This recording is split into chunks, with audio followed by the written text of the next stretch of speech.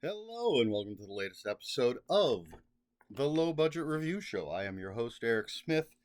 Today, I am talking about Meathead by Stephen Barnard.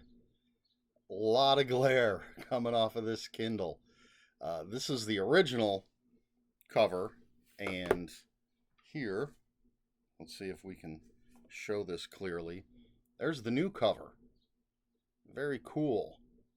But I bought this way back when it first came out. Full disclosure, Stephen Barnard is a friend of mine, even though I still had to pay for this Kindle book, 99 cents. A deal at half the price, twice the price. Either way, I'm talking about Meathead by Stephen Barnard.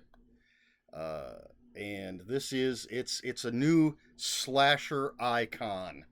There's your nutshell. What else do you need to know? Well, I'll tell you what else you need to know.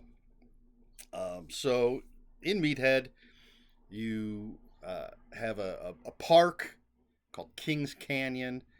People go hiking, people go camping, and there's an urban legend, Meathead, who may or may not exist, may or may not cause all these disappearances. Well, yeah, he's real. We're going to follow, after a cold open, we're going to follow a group of friends and acquaintances, 3 guys, 2 girls. We're going on a camping trip, and things are going to go horribly wrong. There's some other characters. There's a park ranger.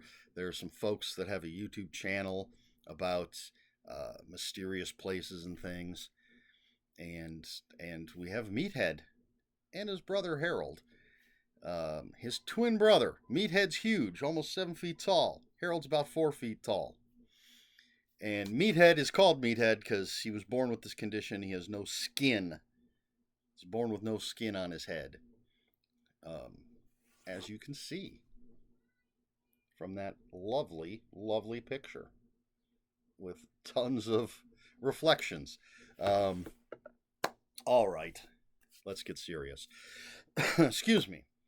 So this is a love letter to the slasher movies of the 80s, and it gave me some serious Edward Lee vibes in the characters. Stephen Barnard hits all of the trope characters in a slasher movie. You have the jerk rich kid, the jock, the pretty bitchy girl, the nerd, and the rather plain girl. May or may not turn out to be a final girl. Who knows? This is Meathead. This is Stephen Barnard. You don't know what the hell's going to happen. But we have those characters, and he fleshes them out quite well for what is essentially, again, a love letter to these slashers, where it's, when you go into a slasher, especially when you get into sequels, it's not so much about the characters as it is about the kills. But Barnard still takes the time to flesh out the characters. The 5 in the main group, the park ranger, some of the other characters that we're going to get. So as I said, after the cold open, which is very much a slasher movie type cold open, where we have some characters and things are going to go poorly for them. And I really like this opening because it's the guy in this opening is just a jerk, and it's hilarious. I already said I got Edward Lee vibes with the characters and with the humor as well. I mean, there's some very tense moments, some chase scenes, some very gory kills, but there's also a lot of humor in this movie. It is more like a later Friday the 13th movie than it is the original Friday the 13th movie. Or you could say pretty much any of the huge horror franchises. It does feel like the later versions where there's more humor to it. And I Oh, what was I going to say? Something. And I lost it when I started talking about different franchises. Oh, one of the very cool things about this book is I'm going to keep making these comparisons to movies, to slasher films, but it's not just following these characters, seeing who's going to get killed and how they're going to get killed, but we're also following Meathead and his brother. So imagine a Friday the 13th movie where half the time we're following Jason and how he lives his life when he's not just slaughtering campers. I really like that touch. The fact that we get to know the slasher, not just the victims. Um, so it moves at a quick pace. It's short. It's only on the Kindle. It's only 68 pages. I just finished reading. It took me. I read it just this morning, um, and really enjoyed it. I guess I already skipped the whole too long didn't watch thing, but I gave it 4 out of 5 stars on Goodreads because I just really enjoyed it. As a fan of especially Friday the 13th, it's my favorite horror franchise of those, the big names. Um, very much Friday the 13th vibes. Again, I'm going to come back to think Friday the 13th, written by Edward Lee. Now, you could read some Edward Lee that's basically Friday the 13th as if written by Edward Lee. But Stephen, Barnard, puts his personal stamp on it, his sense of humor, um, and there are 2.5 sequels, three-ish, 2 sequels and a prequel. I have Meathead 2 and Meathead 3 on my Kindle, and then there's the newest one is Meathead Unlimited, something like that, or Ultimate Meathead. That's what it is, Ultimate Meathead. But looking at the description, it takes place before the events of some of these stories. I don't have that one yet. I haven't purchased it yet, but definitely going to. I've had this book since it came out, but I think I've mentioned before somewhere on my channel that I always forget about digital stuff, even though my Kindle is sitting right over here, right under John Constantine here. I never think of the digital stuff. I see physical books all around me. I'm surrounded. Um, but I figured it was time to jump in and read Meathead, and I'm so glad I did. This is just such a fun story. It will, if you're a fan of slasher movies, 80s slasher movies, I think you're really gonna like this. And I'm definitely looking forward to reading the rest of this. I wish that there were physical copies available.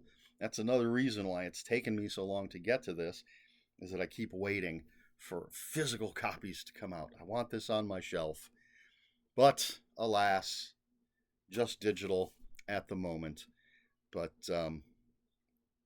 so a fast-paced, gory, funny love letter to slashers with a great new slasher icon, in my opinion.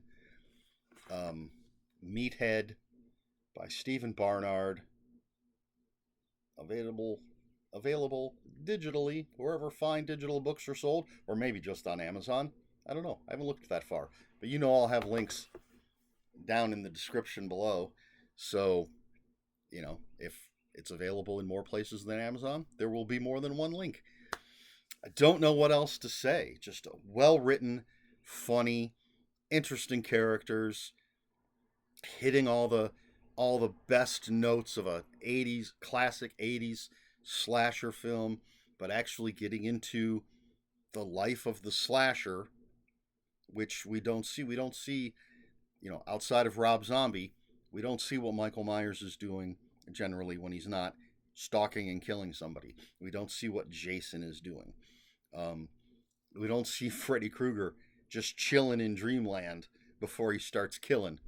Um, you know what I'm saying? And it's really interesting to see, to get into who Meathead is and his brother Harold. Um, and, well, I mean, there's sequels, so it is a slasher. You never know if the slasher has actually survived and something brings them back in the sequel, or I mean, if they die and something brings them back in the sequel, or they actually survived. It's a slasher. Anything could happen, but I highly recommend it. 4 out of 5. Just a great read, and there you have it. I think that covers everything that I wanted to say. I literally just finished this like 5 minutes ago and wanted to record for 2 reasons. One, wanted to do it while it was fresh in my head, even though it's a pretty rambly recording. And two, because I had the cover up on my Kindle and didn't want to wait until I would normally record reviews so that I can, and then have to charge up the Kindle and find it again. That's just me being lazy. There you go. 4 out of 5 stars. Meathead, Stephen Barnard. Question for this video. I think I've asked this before, but favorite slasher? Mine is Jason. That's easy enough. I've mentioned it many times. I don't know why exactly. Maybe it's because that's the franchise that I watched every single movie as they were coming out. Didn't do that with Halloween. I still have never seen the one with the reality show where they're in the Myers house. And I haven't seen Rob Zombie's Halloween 2. I think I've seen everything else. I did see all the Freddy Kruegers, and as much as I love the original Nightmare on Elm Street and 2 and 3, 4-ish, after that, just got way too silly. I did like Wes Craven's New Nightmare. Hellraiser, not really slasher films, although they kind of degenerate into slashers towards the end, but the original's definitely not slasher films. Like Chucky, I like so many of these, but there's something about Mrs. Voorhees in the first one, and then Jason in the rest. And yes, the Friday the 13th movies get silly, but Kane Hodder, when he takes over as Jason, certainly puts his personal stamp on the character.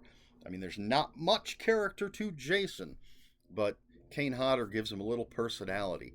And I like a lot of the kills are fun. I even like Jason X,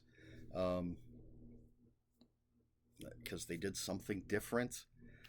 So, yeah, definitely Jason Voorhees for me. What about you? Who is your favorite slasher? Let me know in the comments below. If you have any comments, questions, or corrections, please put those in the comments below. Comments are open for spoilers. Just post a spoiler warning. We try to be polite here at the Low Budget Review Show. Please like, share, and subscribe. All the usual YouTube stuff.